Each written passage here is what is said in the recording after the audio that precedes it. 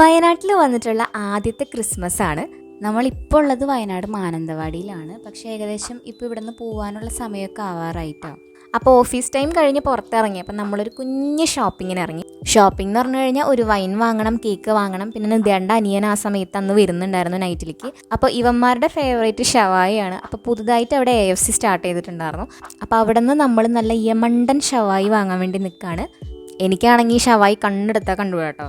എനിക്ക് പോകുന്ന വഴിക്ക് കേക്കൊക്കെ വാങ്ങിച്ചു തന്നിട്ടുണ്ടായിരുന്നു കേട്ടോ. അപ്പോൾ അതുകൊണ്ട് തന്നെ എനിക്ക് അന്ന് നൈറ്റ് അത് മതി ഫുഡെന്ന് പറഞ്ഞു. അപ്പോൾ ഇവിടെ AFC വന്നിട്ട് ഏകദേശം 2 വർഷമൊക്കെ കഴിഞ്ഞിട്ടുണ്ട്. ആ ടൈമിലായിരുന്നു ഇതിൻ്റെ ഇനോഗ്രേഷനൊക്കെ കഴിഞ്ഞിട്ടുണ്ടായിരുന്നത്. എന്താണെന്നറിയില്ല, ഇവിടെ എപ്പോഴും നല്ല തിരക്കാട്ടോ. പിന്നെ കുറച്ച് ചിപ്സും കൂടി വാങ്ങണമെന്നുണ്ടായിരുന്നു. ചിപ്സ് വാങ്ങാൻ കയറിയപ്പോഴാട്ടോ ഞാൻ അവിടെ കേക്കിൻ്റെ സെക്ഷൻ ശ്രദ്ധിച്ചത്. ചക്കയുടെ ഷേപ്പിലൊരു കേക്ക് കണ്ടോ? ഞാൻ ഫസ്റ്റ് ടൈമാട്ടോ അങ്ങനത്തെ ഒരു ഷേപ്പിൽ കണ്ടത്. അപ്പോൾ ആദ്യത്തെ ക്രിസ്മസ് ഒരു കേക്കും വൈനിലും ഒതുക്കി അങ്ങനെ സാധനങ്ങളെല്ലാം വാങ്ങി ഞങ്ങൾ നടന്ന് ക്വാർട്ടേഴ്സിലെത്താറായപ്പോഴാട്ടോ അവിടെ ലൈറ്റ്സ് ഒക്കെ ഇട്ടിട്ടുണ്ടായിരുന്നു. അടിപൊളിയായിട്ട് അവർ അലങ്കരിച്ചിട്ടുണ്ട് കേട്ടോ. എന്തൊരു ഭംഗിയായിരുന്നു കാണാനായിട്ട്. ഫുൾ ലൈറ്റ്സ് ഒക്കെ ഇട്ടിട്ട് വിഷ്വൽ ട്രീറ്റ് ആയിരുന്നു. ഇത് കഴിഞ്ഞിട്ട് അന്ന് കരോളൊക്കെ വന്നിട്ടുണ്ടായിരുന്നു കേട്ടോ. അപ്പോൾ ഞങ്ങൾ അങ്ങോട്ട് പോയില്ല, ഒരുപാട് ലേറ്റ് നൈറ്റ് ആയ കാരണം. അപ്പോൾ വന്ന് പോയി കഴിഞ്ഞപ്പോൾ അവർ നമുക്ക് കേക്കിൻ്റെ പീസസ് ഒക്കെ ആയിട്ട് അവിടെ താമസിക്കുന്നവരൊക്കെ വന്ന് തന്നു കേട്ടോ.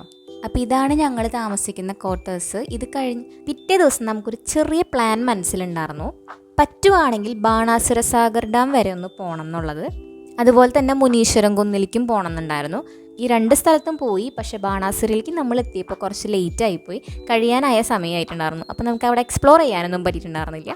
പക്ഷേ നമ്മൾ പോയപ്പോൾ കണ്ട കാര്യങ്ങളൊക്കെ ഒരു ചെറിയ വീഡിയോ ആയിട്ട് ഞാൻ അപ്ലോഡ് ചെയ്യാം കേട്ടോ. ടപ്പിച്ചം വന്നു കഴിഞ്ഞപ്പോൾ നമ്മൾ താഴേക്ക് മാറിയിട്ടുണ്ടായിരുന്നു കേട്ടോ. ഒന്നാമത് ഇവരുടെ ഡ്രസ്സിന് മൂത്രത്തിൻ്റെ അപ്പീൻ്റെയൊക്കെ മണം കൂടുതലായിരിക്കുമല്ലോ. താഴെയാകുമ്പോൾ നമുക്ക് അഴയൊക്കെ കെട്ടിയിട്ടിടാമല്ലോ. അങ്ങനെ ഞങ്ങൾ താഴത്തേക്ക് മാറിയിട്ടുണ്ടായിരുന്നു കേട്ടോ. അങ്ങനെ എല്ലാ സാധനവും എടുത്തു വെച്ചിട്ട് ഞങ്ങൾ പുറത്തേക്ക് വന്നു. അനിയൻ ഏകദേശം വരാനായിട്ടുണ്ട്. അവൻ വന്നിട്ട് വേണം ഫുഡൊക്കെ കഴിച്ച് കിടന്ന് ഉറങ്ങാൻ. എന്നിട്ട് വേണം കാലത്ത് എണീറ്റ് നമുക്ക് എവിടെയെങ്കിലുമൊക്കെ പോകാൻ. ലൈഫിലുണ്ടാവുന്ന ഓരോ സന്ദർഭങ്ങളും നമ്മൾ മാക്സിമം എൻജോയ് ചെയ്യാൻ വേണ്ടി ശ്രമിക്കുക കേട്ടോ.